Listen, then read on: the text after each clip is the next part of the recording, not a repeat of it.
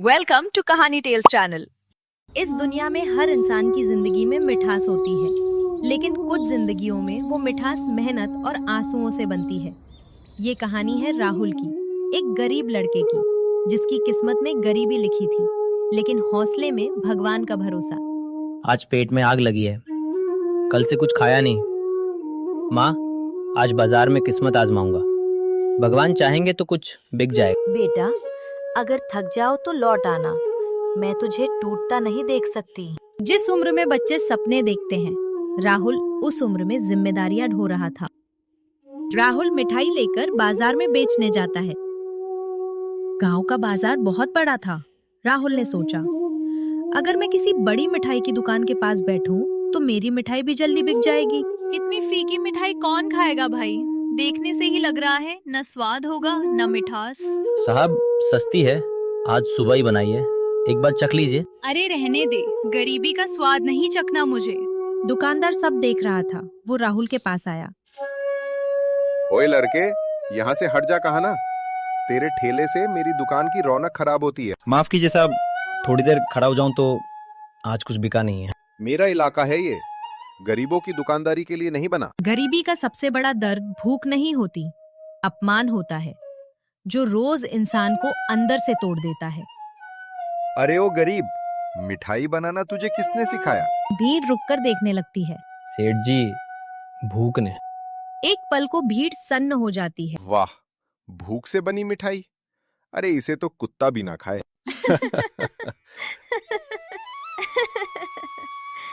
सही कहा सेठ जी, मिठाई भी इज्जत देखकर खानी चाहिए। सेठ जी, कुत्ते को भी भूख लगती है, और जब भूख लगती है तो वो स्वाद नहीं देखता। बहुत जबान चलने लगी है तेरी, याद रख, गरीब की औकात सिर्फ हाथ फैलाने की होती है। उस दिन राहुल के हाथ कांप रहे थे, लेकिन आंखों में आंसू नहीं थे, क्योंकि वो रोने से ज्यादा कुछ करने में विश्वास रखता था। वो जानता था, आज हंसने वाले ही कल उसकी मेहनत का स्वाद चखेंगे। इन सब घटनाओं के बाद राहुल भगवान विष्णु के मंदिर जाता है। पग टिमटिमा रहा है, शंख की हल्की दूर से आती आवाज। दीवार पर भगवान की परछाई कांप रही है। हे भगवान विष्णु, अगर गरीबी मेरा कर्म है तो मैं उसे स्वीकार करता हूँ। मेरे फटे कपड़े, लोगों के ताने, रोज का अपमान, सब सह लूंगा प्रभु, लेकिन माँ की बीमारी, ये किस पाप की सजा उन पर? राहुल माथा जमीन से लगाता है। क्या मैंने किसी का हक मारा था? क्या मैंने किसी को भूखा सुलाया था? फिर मेरी माँ क्यों हर रात दर्द से कराती है? मुझे अमीर नहीं बनना, न बड़ी दुकान चाहिए, न सोने चांदी का ढेर। राहुल के आंसू जमीन पर गिरते हैं। बस इतना काबिल बना दो प्रभु कि माँ को भूखा ना सोना पड़े। इतनी ताकत दे दो कि उसकी दवा के लिए किसी के आगे हाथ ना फैलाना पड़े। अगर मेरी तकदीर में सारी उम्र मेहनत लिखी है तो मैं तैयार हूँ। मेरे हाथ छिल जाएं, मेरी पीठ झुक जाए, लेकिन माँ की आंखों में भूख और लाचारी मत लिखो। उसके चेहरे की मुस्कान मेरी सबसे बड़ी दौलत है। हे प्रभु, अगर आज कोई रास्ता नहीं दिख रहा तो मुझे रास्ता बनाने की हिम्मत दे दो। कुछ प्रार्थनाएं भगवान तक शब्दों से नहीं, दर्द से पहुंचती हैं। और उसी रात राहुल के अंदर एक मजबूत इंसान जन्म ले चुका था। रात बहुत अंधेरी थी, सब लोग सो रहे थे। राहुल और उसकी माँ सो रहे थे। हवा में कमल की सुगंध, शंख और चक्र की दिव्य आभा। समय जैसे थम सा जाता है। राहुल, सफलता को शॉर्टकट से नहीं, श्रद्धा से पाया जाता है। मैं तुम्हें जादू नहीं दे रहा, क्योंकि जादू पल भर का होता है। मैं तुम्हें शुद्धता दे रहा हूं, विचारों की शुद्धता, कर्म की शुद्धता और नियत की शुद्धता। प्रभु, मैं योग्य हूँ? मैं तो रोज हारता हूँ, रोज अपमान सहता हूँ। जो मेहनत से नहीं डरता वही योग्य होता है। जो गिर कर भी दूसरों को दोष नहीं देता, जो भूखा रहकर भी ईमान नहीं बेचता, वही मेरा प्रिय होता है।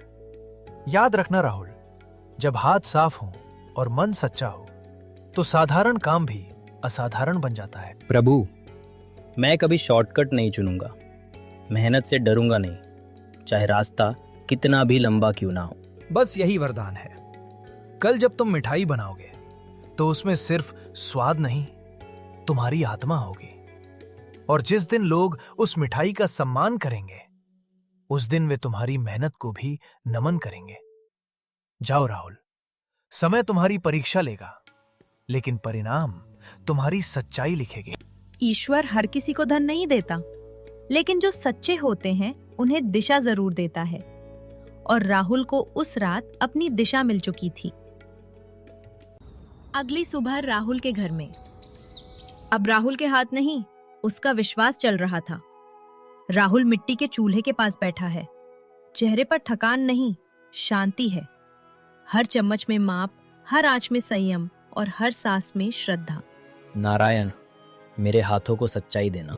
मिठाइयों के नाम वो खुद लिखता है, कांपते लेकिन विश्वास भरे हाथों से। नारायण अमृत लड्डू, विष्णु केसर पेड़ा, लक्ष्मी कृपा बर्फी, तुलसी मधुर मिठास। ये मिठाइयां बाजार के लिए नहीं बनी थीं, ये तो परीक्षा थी। और जब इंसान ईमानदारी से कर्म करता है तो भगवान स्वयं ग्राहक बनकर आते हैं। आज उसकी मिठाई बिके या ना बिके, लेकिन उसका विश्वास कभी खाली नहीं लौटेगा। राहुल मिठाई के थैले लेकर बाजार आता है। भाई, ऐसी मिठाई तो मैंने जिंदगी में पहली बार खाई है। ये सिर्फ मीठी नहीं है, दिल को भी सुकून दे रही है। क्या सच में कुछ अलग है इसमें? हाँ भाई, जैसे माँ के हाथ का खाना। बाबा, मैंने सिर्फ ईमानदारी से बनाया है। भीड़ अब रुकने के बजाय और बढ़ती जाती है। जिस ठेले को कल तक लोग नजरअंदाज करते थे, आज वही ठेला सम्मान का केंद्र बन चुका था। और राहुल समझ गया, विश्वास से बनी चीजें खत्म नहीं होती, वे बढ़ती जाती हैं। इस लड़के को रोकना होगा, वरना लोग मेरी दुकान भूल जाएंगे। ये सब ढोंग है, झूठे नाम, झूठी श्रद्धा।